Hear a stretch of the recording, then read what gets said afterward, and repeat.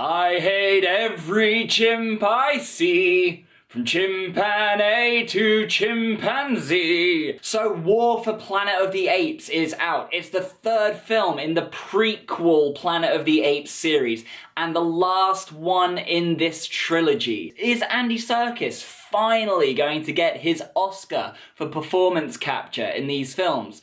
Let's get into it. So first off, I just want to say that this video might contain spoilers, so this is an official spoiler warning. It's a bit late coming out, and I can only apologize for that because I have been busy. There's a lot that happens in this film that I didn't know about before going in to see it, and if I had known about it, it might have ruined some of the experience of seeing it for me. And in War for the Planet of the Apes, Caesar, our main character, the hero of the ape world, is grizzled, he's war-torn, he's weary from having to fight for his planet, for his freedom of his people, and he is doing it with a certain amount of mercy in his heart. He doesn't want to fight the humans, but what instigates the war is through him showing mercy to the humans, they then give away where he is hiding and where all of his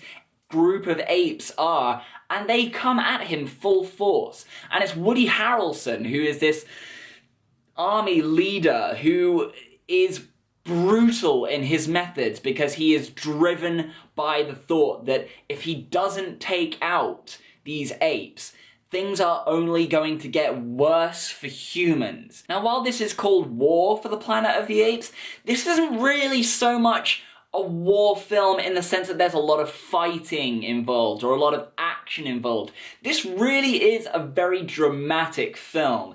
And I think, in a way, it's kind of good that I did know about that, really, before I went in to see the film. Because if I went into this film expecting a lot of action, that's not really what I would have got. Instead, what you get is a war film in the sense that it's a prisoner of war film.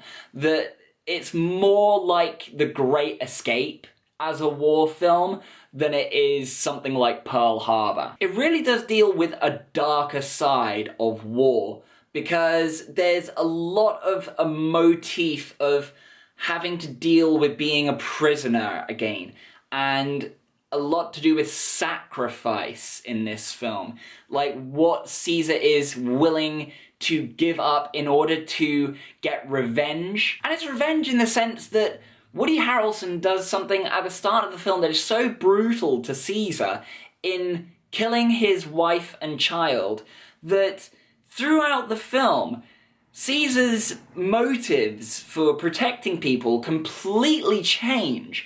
And he is so driven by revenge that Maurice says to him, "You are becoming more like Koba." And Koba is what started this war.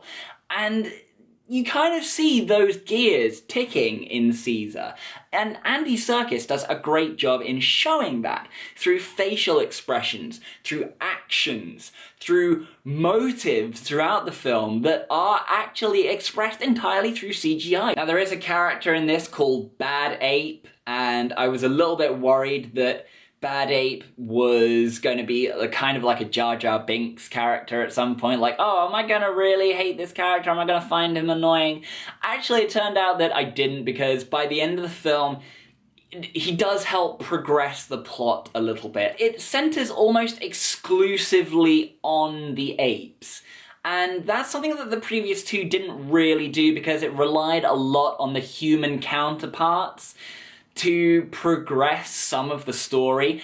And in War for the Planet of the Apes, the whole film is progressed entirely by the actions of the apes, and in part Woody Harrelson, but Woody Harrelson is kind of an instigator of the path that Caesar goes on for revenge. So he really only progresses the plot in the sense that he gives Caesar motive to do what he does. There were a lot of scenes in this film that from both sides you kind of feel heartstrings being tugged at. And it was really often as well. It was every kind of 20 minutes or so something happens where it's like, I'm really feeling for the characters here. There's a lot happening that is making me really kind of empathize and feel for what's happening, which I thought was fantastic, because when you think about it, you're feeling for characters that are being performance captured. Like, you're not seeing the people that are acting in this. They're apes, they're CGI, and that's something that's really got to be commended. The key part of why Woody Harrelson is doing all of this is because the flu that originally wiped out a lot of humanity has now mutated, and the thing that made the apes smart is now making humans gradually more primitive. Humans are beginning to lose the ability to talk. But rather than killing him and seeking out his revenge, he leaves him and he goes to save his people. And in the process of doing that, the human that he set free and showed mercy to at the start shoots him in the back with an arrow. And there's this really dramatic moment where Caesar is sat down next to Maurice and they're looking out on their new home and their new civilization. And Caesar slowly starts slipping away. This is the moment that turns Caesar from being a leader into being something so much more. He is the symbol of freedom for the apes. And that's a defining moment where Caesar kind of becomes that martyr. And it's really poignant and it's heartfelt and it hit the mark really well. So ultimately, War for the Planet of the Apes is a really well-constructed film, not just from a visual perspective, but also from a plot perspective as well. And it really does a good job of making something that is a worthy climax to a trilogy of films. So, in that regards, War for the Planet of the Apes gets 4.5 stars from me, and it's definitely deserving of it. I think Andy Serkis, this could be his year where he does get an Oscar for his performance capture. So what did you think of War for the Planet of the Apes? Have you seen it? Do you think that this is a worthy climax to this prequel trilogy?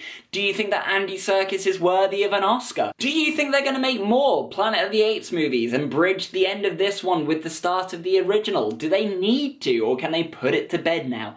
All of your thoughts are welcome in the comments below. Let's talk nerdy. As always, if you like what you've seen here and you want to see some more, don't forget to hit subscribe. You can always see some more videos right here. And until that point, I will see you next time.